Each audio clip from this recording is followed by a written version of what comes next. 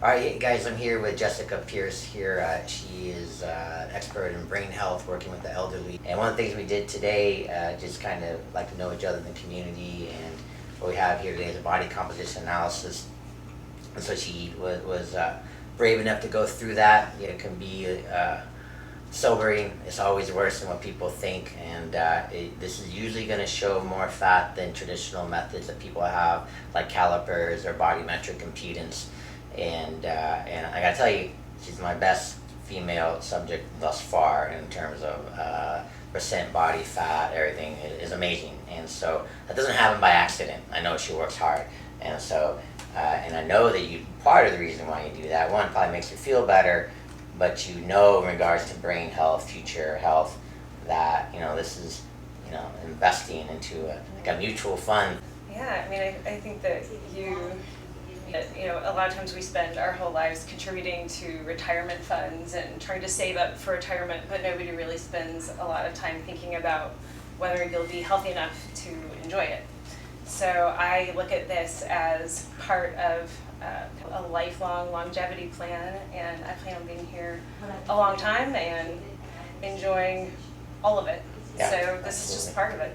Yeah. It makes me have energy now, but also hopefully be around. Right. I tell my patients, like, you want to die young as late as possible. Exactly. So Yeah. I Yes. think the things that we do now pay big dividends, and then you step in and kind of, I think, help the patients and family members Absolutely. while they're going through it to put them in the best situation. Like there's exercise and dementia. There's a big boost. One of the best treatments for that, like Parkinson's disease, is exercise, and so and then eating real food, right? You're probably a fan of that, or processed food. It's really made and nice and convenient for you. What do you think?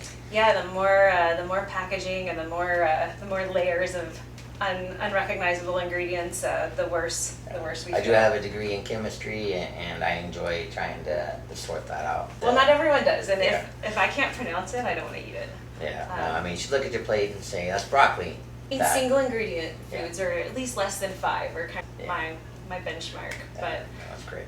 ideally, I don't really work that much with dementia patients. The idea is to catch it early, right? Absolutely. So Yeah.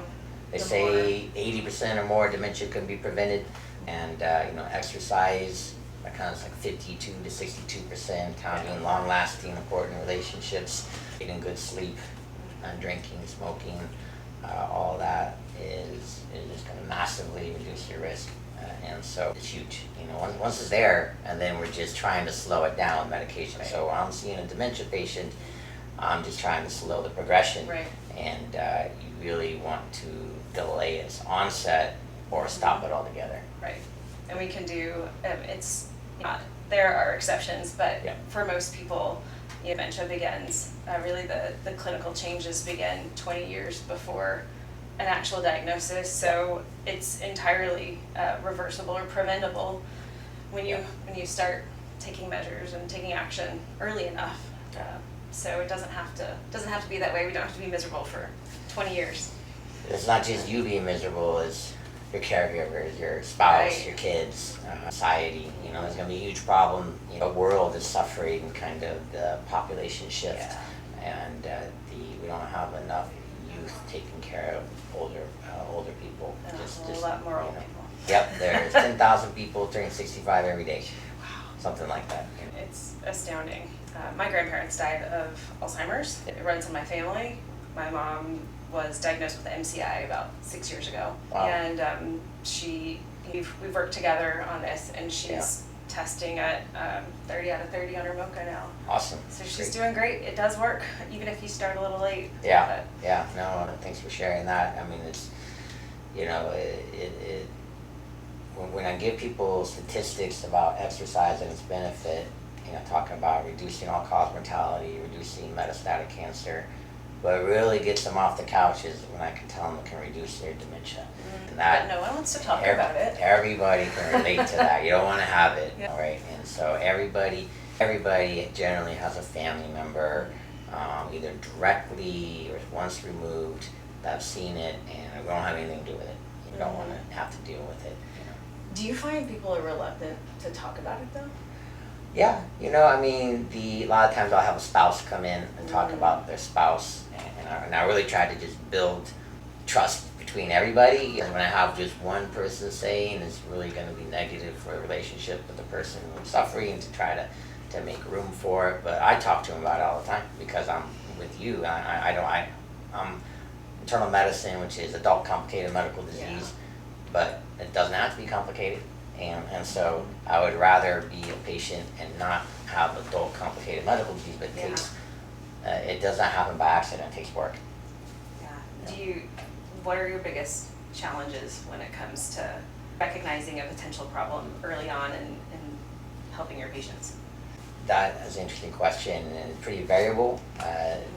Could be just denial, depends on what their social network and support is, medications, kind of because a lot of times I'm stepping in, it's going to be a medical intervention, and kind of depending on what stage they are, and it's tough. I think the family support is the most important thing. It's just in agreement what to do, creating a safe environment, keep them stimulated, active, and they're depressed. It can be a devastating type of diagnosis, and it could spiral out of control where we want to create hope, and that you don't want to be too dire necessarily when really that's not the approach that's going to be best. Where it could be the things that you work on that are going to be very active and still within their control to change it as best they can. What do you find as far as beliefs about what can be done? As far as the knowledge, I think about the stuff that you do, I think as well. Reality on medications, what they expect is reversal, and then most of them are really slowing of decline, and it's hard to see that because it's abstract. And we're saying, because we're not going to see improvement, we're going to see a slower decline, and you can't observe a slower decline. You would need two parallel universes, and so you can only see one pathway, and the one that you're existing in. Yeah. And saying slower decline, they go, well, that's still getting worse. I go, well, it's a chronic, progressive, pervasive disease. It doesn't go away, and it gets worse. It's the nature of it. I think there's some new hope, I think, with the biologic type of agents that could maybe reverse the plaques. I haven't been able to get anybody on those. Those are still pretty much only in clinical trial centers. And we're at our infancy. You should think about Alzheimer's in the 1980s and HIV. But, right, look where we are now. Yeah. And so I think that we're on the horizon of having some real good interventions potentially. But better than that, better than treating HIV is not having it. Right? And that's still the best strategy. I agree completely. The interventions that Dale Bredesen and colleagues have been working on for the past 2 decades are finally starting to get some traction and some pilot trials. It's really hard to do personalized medicine on a larger trial, but they've done a pretty remarkable job at standardizing it as much as possible, and they are seeing improvement. It's a small sample, and it's not the kind of control you would want in a drug trial, but it is a lot more promising than aducanumab and all these other mAbs that cause brain bleeds and all kinds of other issues. But I saw it in my own mother. She did improve, and she's maintained. So I think there's a lot of reason to be hopeful. You can't oversell it because every case is different. But start early enough, and there's a lot. But there's also things like type 2 diabetes that makes a huge risk factor. The insulin resistance and just the general metabolic syndrome that contributes to it, and all of that is completely within the realm of possibility when it comes to diet and lifestyle modifications. So I love it when somebody that has no cognitive problems comes and asks for help. We won't ever have to look for memory care facilities. Just avoid head trauma, it should be good. In this town that's challenging with military. Well, we have a lot of drunk drivers here in San Antonio, highest in the country, so guys don't drink and drive, a hazard to everybody. But save brain trauma, TBIs, repeated concussive injuries, right? You should be okay. All right. Good. It's exciting, but there's a lot more to do. All right, Jess, well, thanks for spending a few minutes with me. Appreciate it. Thank you for giving me the chance to being San Antonio's brain healthy, and if you want healthy brain health, see Jessica Pierce. otherwise call my office for overall health. Thank you. Okay, Thanks a lot.